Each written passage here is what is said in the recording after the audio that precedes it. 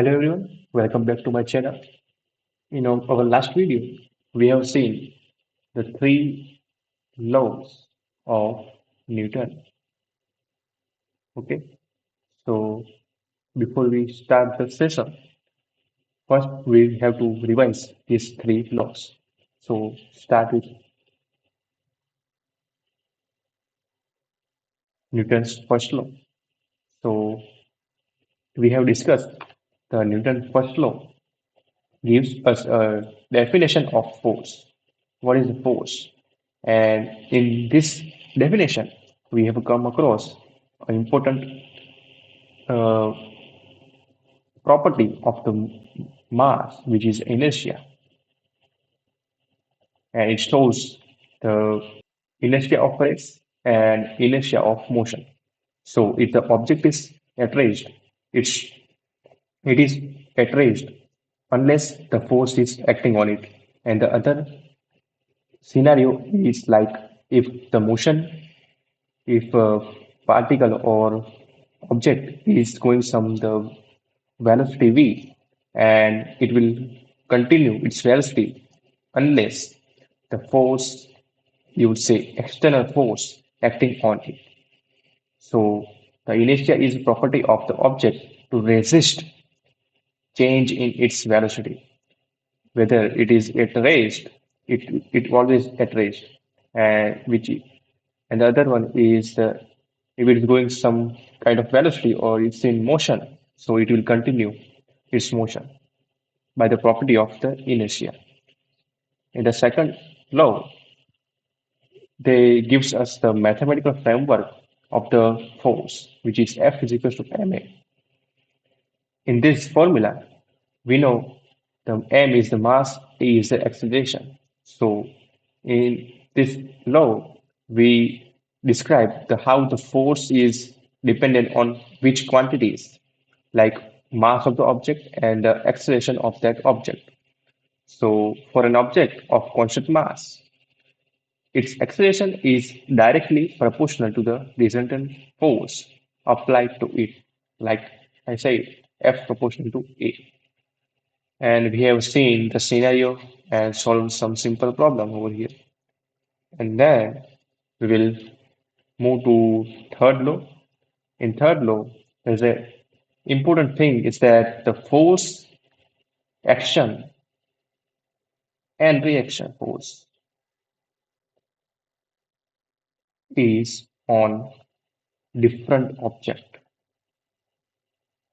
So keep this in mind.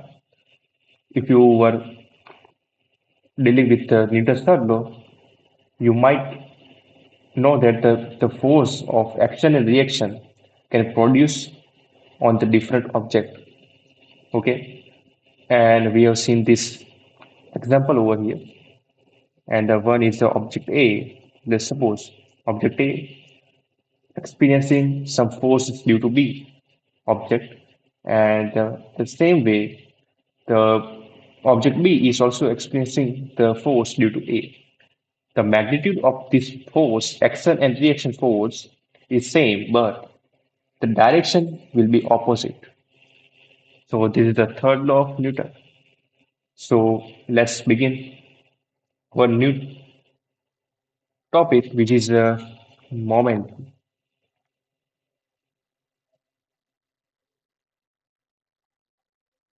So if in order to define F, this is the one way to define F by the momentum. Now let's understand what is a momentum over here. So momentum is very important concept in mechanics. It depends on two things, and it is defined. Formula is will be like P is equals to mv. Here, m is the mass of an object, and the v is the velocity of an object. So linear momentum is a product of an object's mass and its velocity. It detects how hard it is to stop a moving object. Now, let's understand this. I've shown some particle, or you can say a mass, having a mass of 50 gram, and let's suppose its velocity is bigger. Let's suppose V1. On the other hand, we have this trolley with full of groceries, okay, and the mass is bigger than this. Let's suppose it is kind of 1 kg, and the velocity of this cart is about, let's say, V2. And here we have V1 is greater than V2. We have a condition of this, okay.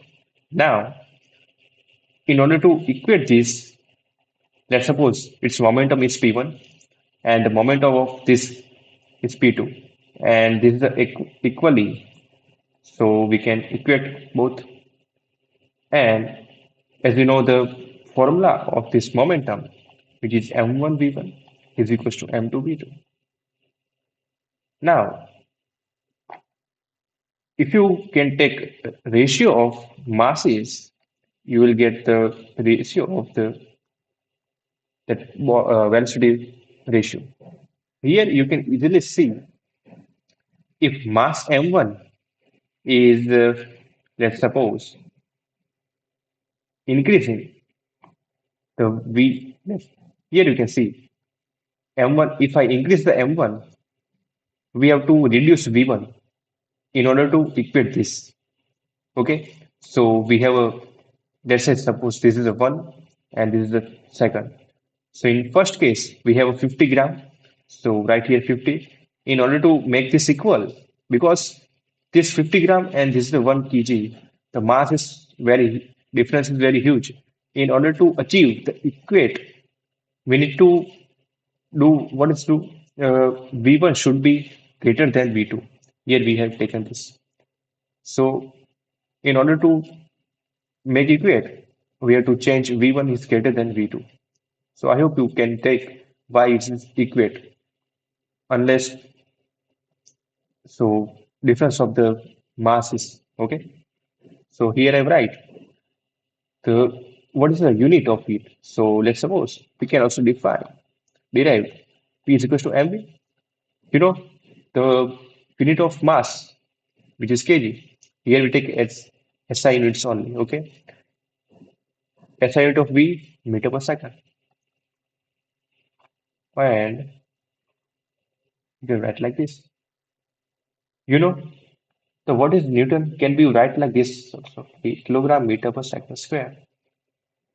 In order to, I would to write this quantity by the Newton, I write like this, Newton to second. Why? If I place this quantity and multiply by s, and I will get the same unit of the momentum. That's why I can write like this, as well as I can also write like this. Okay, here I mentioned over here.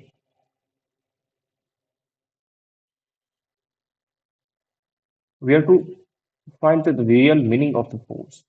So in dynamics, as I mentioned earlier, in dynamics we are only concerned of the cause of the motion, okay, and which is a force. So in whole unit, we are correlated, or we are going around the force. Our thinking, our way you are thinking, it is only depend on the force.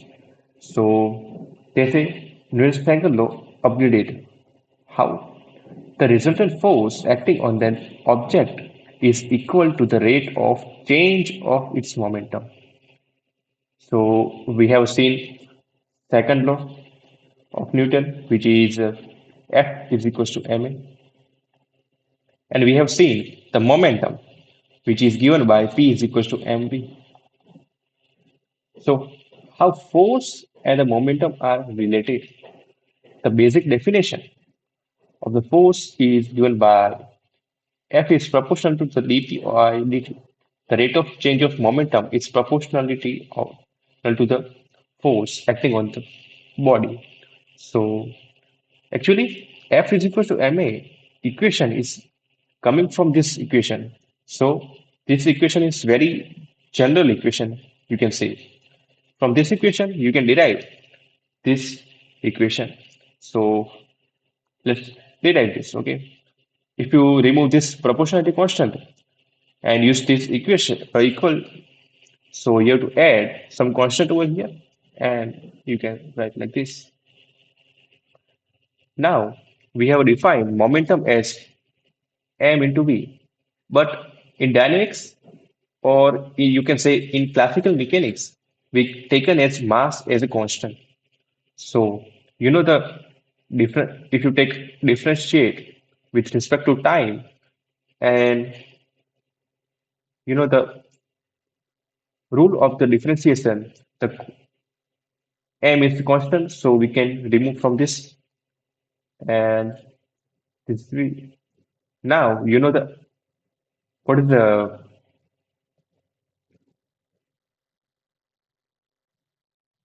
formula of acceleration? It is a is equal to dv by dt. So put here and you will get kma and we take k as 1 because it is a constant. So this is kind of I derived this formula from this basic formula of force. So that's why right here.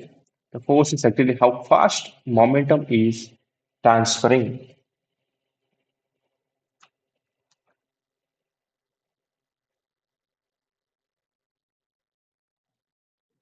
So let's understand this physically. Suppose the momentum of object changes quickly, then the force required will be larger.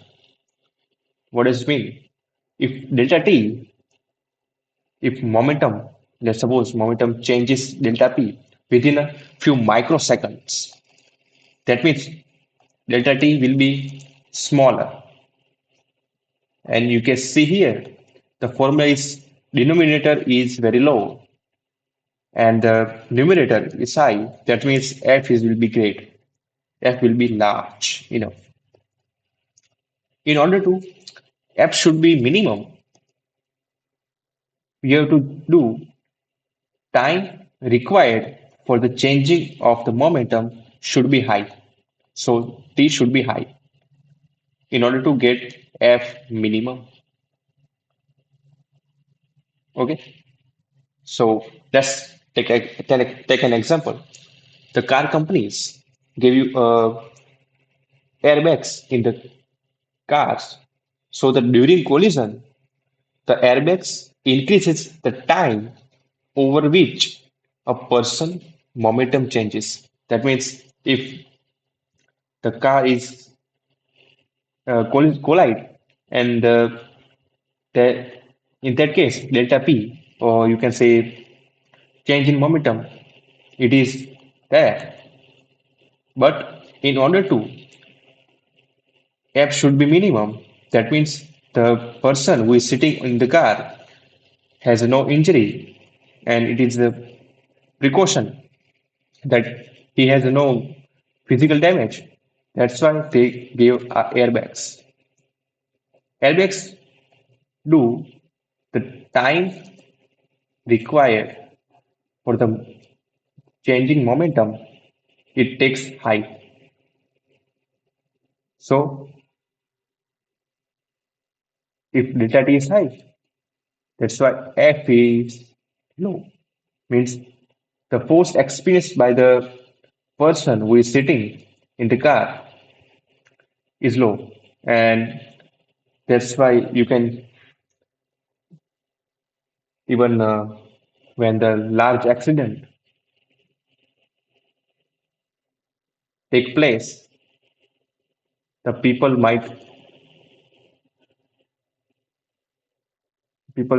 get secure. Okay, this is a real example of the why we need them. We learn the change in momentum. Okay, so this equation gives us a deeper understanding of what force actually means. Okay, now we have to learn the weight concept. So, what is the weight concept over here? We all know that objects pull towards the earth. Why? Because the earth attracts the object towards its center of the gravity. You all know the it is a G over here. So if some object contain mass and it will pull some experience in the force by the earth and which will be like m into g, and I hope you know the weight is a vector quantity. Okay, and weight is also has a unit of in newtons. Here you know the mass in kg and the acceleration of free fall or gravity, it's about 9.81 meter per second square. It also shows acceleration. Okay, so if you can consider as an apple is falling towards the earth, that means that suppose the mass of the apple is m1, so the weight of this apple on the earth it is m1 into g. Okay, now if you consider the situation like the apple is at stationary and it is on the table and it is at rest. So you can easily observe this apple as it is on rest, but it experiencing the weight all the time. Okay, when it is stationary or it is moving. Okay, pulling downward the direction.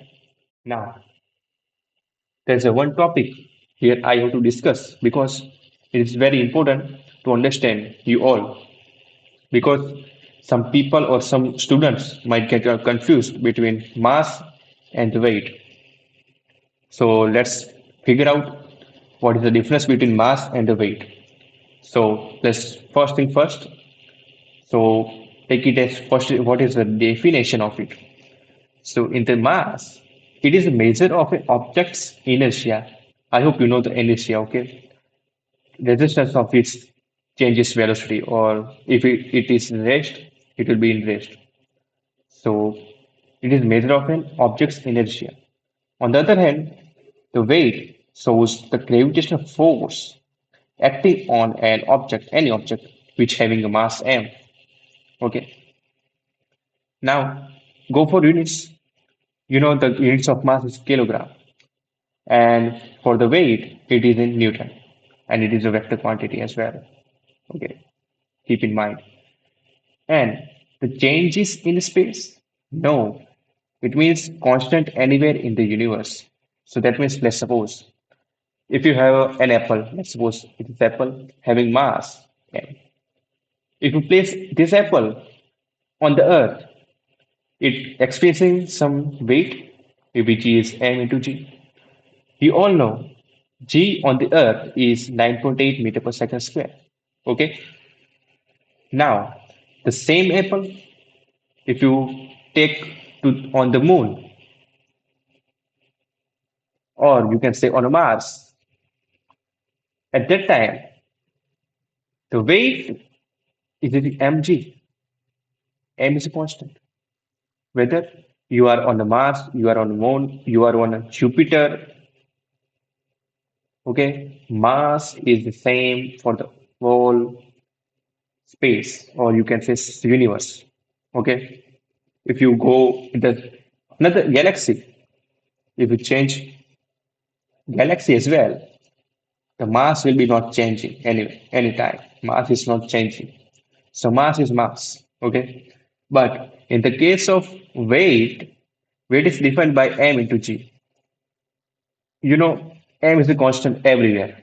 But here g is a gravity due to some earth, maybe earth or moon.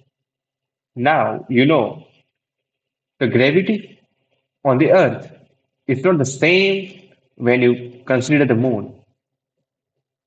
Okay. And as well, you can say on Jupiter, G is not same as on the Earth. That means weight is not a constant at all. So yes, it depends on the local gravitational field. Okay. Now, how we measure it? So lever or beam balance, this method you can measure easily mass by comparing the mass. Okay. Now, in order to take a weight scale, you have a weight scale. Okay. So spring or Newton balance, you can say, and imagining the force. Okay. So this is the difference between mass and the weight. And what is the difference between these two quantities? Okay. Now we are on the last slide of this presentation, and which is the what we have learned so far. First thing first, we have learned three laws of motion, which is called Newton's law. These laws. The first, second, and third law. What is rules of the game? So let's suppose if you're playing some game, okay, whether it is chess, cricket, football, they have some rules, okay, predefined rules, you can say. So in the same thing, which is in dynamics, we have some rules. First, if you play this game, dynamics, you should know the what is the rules of it. So we have learned three rules, which is very basic and very useful when you are going to solve some problems of dynamics. So we have learned first, second, and third law. Then we are taking some earthly experiences. What does it mean? We have learn about weight. What is weight? Weight is defined by m into g. Here m is the mass of an object, g is the gravity pull. So, and we have learned that what is the difference between masses and weight. So, navigating to the gravity. And the third one is the momentum. And we know how they relate the momentum changes with the forces acting on it. So F proportional to dt upon dt. This is the most basic, or you can say a general formula of the force is related to the changing of the momentum. And this is also a formula, but it is not a journal formula because in this equation we have taken mass as a constant. But if you are concerned or if you solve the problems regarding the dynamics, you can easily use this equation as well. So for the dynamics, it is very helpful for you, and it is a very general formula of force. Okay, so they how changes the motion. So this is the kind of last recap you can say. So if I want to recap this for the lecture, first we have seen what is force, whether it is a vector. Yes, it is a vector quantity. Okay. The second, we have seen first law means we have learned what is the inertia. It repels the change object's motion.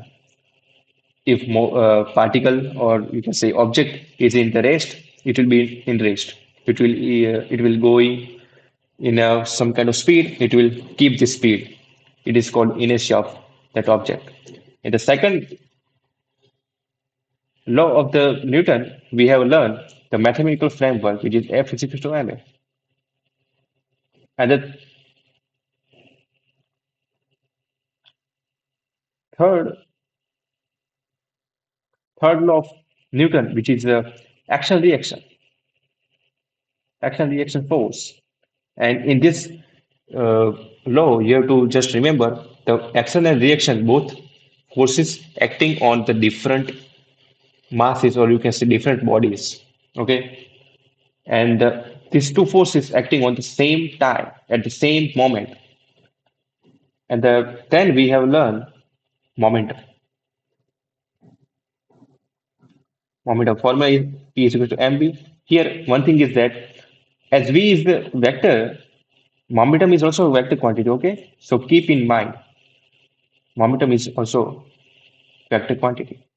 Now next we have seen how they related the force with changing in the momentum.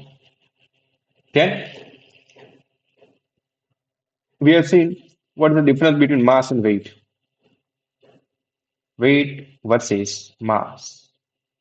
Okay, we have seen that how we measure it, how we can define the mass and weight. In the case of mass, it is constant throughout the space, throughout the universe. But in the case of the weight, it is varies. If you are going on the moon, g varies, means weight also varies. If you go on Jupiter, g should be different. So that's why weight is different on all the planets. Now, the one thing it is interesting on the Earth, g is also varies.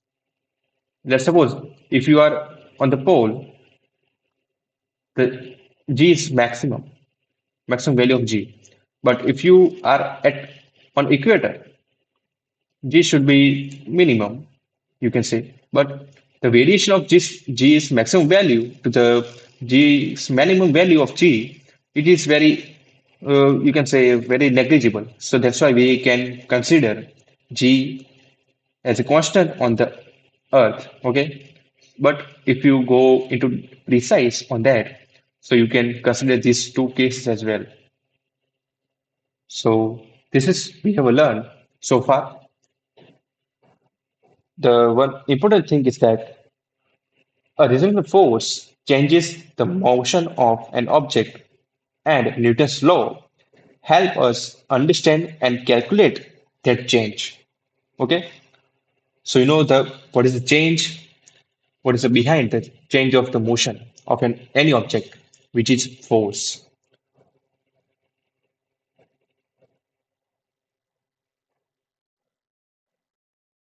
In the next lecture, we will move forward in this unit and we will understand some another topics as well.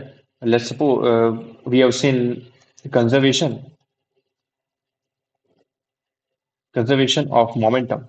We will discuss how the momentum will be conserved in any situation. Okay, and then we will discuss some collisions, how many types, and in which type, so which quantities are conserved in it, and the impulse. Very important topic, which is also an impulse is very important topic for you to understand the force and how this is going to change its motion as well. So thank you for watching my video. Subscribe for more physics lectures.